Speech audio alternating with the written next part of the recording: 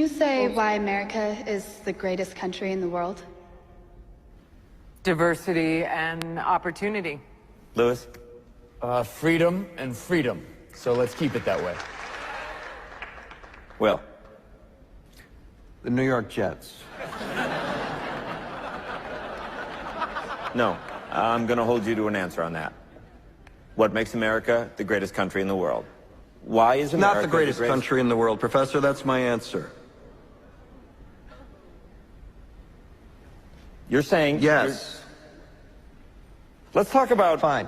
Sharon, the NEA is a loser. Yeah, it accounts for a penny out of her paycheck, but he gets to hit you with it anytime he wants. It doesn't cost money. It costs votes. It costs airtime and column inches. You know why people don't like liberals? Because they lose. If liberals are so fucking smart, how come they lose so goddamn always? Hey. And with a straight face, you're going to tell students that America is so star-spangled awesome that we're the only ones in the world who have freedom?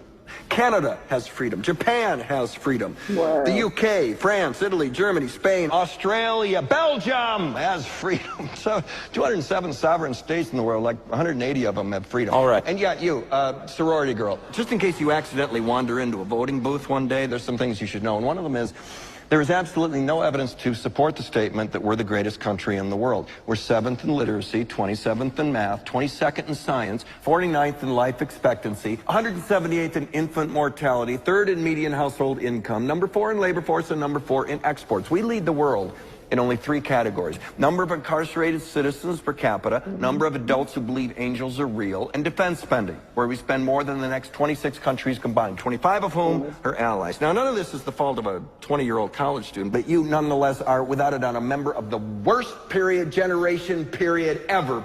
So when you ask what makes us the greatest country in the world, I don't know what the fuck you're talking about. Facts.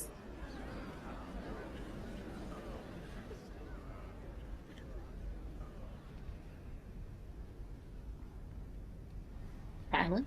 Sure used to be. We stood up for what was right. We fought for moral reasons. We passed laws, struck down laws for moral reasons. We waged wars on poverty, not poor people. We sacrificed. We cared about our neighbors. We put our money where our mouths were, and we never beat our chest. We built great big things, made ungodly technological advances, explored the universe, cured diseases, and we cultivated the world's greatest artists and the world's greatest economy. We reached for the stars, acted like men. We aspired to intelligence. We didn't belittle it. It didn't make us feel inferior. We didn't identify ourselves by who we voted for in the last election, and we didn't scare so easy.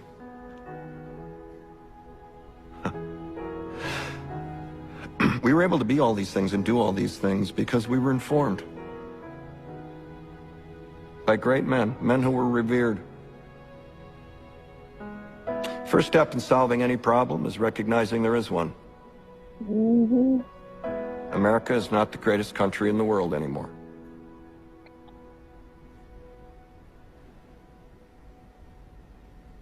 Enough? Enough. Are you crying? Yeah, sorry. No? You're emotional? Shut up. Got your period? I'm sorry, just because I'm. No, I'm sorry. I'm sorry. I'm an asshole. I'm No, sorry. because I'm sorry. No, because no. Okay, I'm sorry. We going through my shit. No, but that's good. Like that should be fucking played over and over again. Like send that to me in a text message. No, I'll send it to you. I'll send you the whole show. The whole show's on Max. It's No, I want that snippet so I can put it on Instagram and Facebook. Yeah. Yeah. It's called The Newsroom, and I saw the whole series twice. Remember a couple of shows ago, I said to you, I had to, a couple of years ago when Trump first got elected, my wife and I, we were invited to one of her friend's house, this Asian woman named Lexi, and I had to deal with her racist neighbors. And like the wife was just like, she would not talk to me at all. Oh. and the husband was trying to convince me that Trump was the best thing since sliced bread, right? And the kids were looking at me like I was a unicorn. The show that I told them about that they should see at least just the first episode was this. It was The Newsroom. And she looked at it because it's by the same guy, Adam Sorkin, who created The West Wing, the show The West Wing. Oh, I like the West.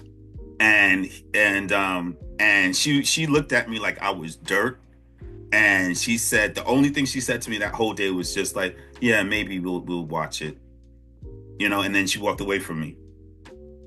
But I'm emotional. I don't know why. I think I have so much expectation for this country because I know, you know, I grew up on Star Trek and X-Men, right? Where, and at least in the world of Star Trek, shit like this was done with. Like the whole racial thing, the whole people hating on each other was done with, and they were exploring the stars, right? And they had beef with other civilizations, but it was alien civilizations. But for the most part, Earth was fine, right? Because people had gotten over the whole racial thing, they had gotten rid of money, and it was just about the advancement of the species. And I know what Gene Roddenberry, when he created Star Trek, that vision that he had on some base level, had to understand that that was going to spread like wildfire in the minds of the viewers. Because you have so many people who became scientists after watching Star Trek, right? And they're making Star Trek, the things from Star Trek, real.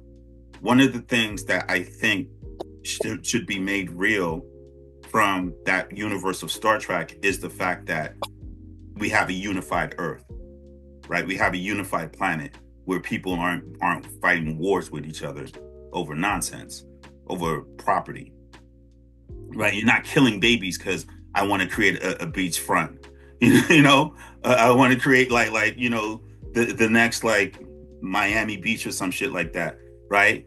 And it's going to be something that's going to be built long after you're dead.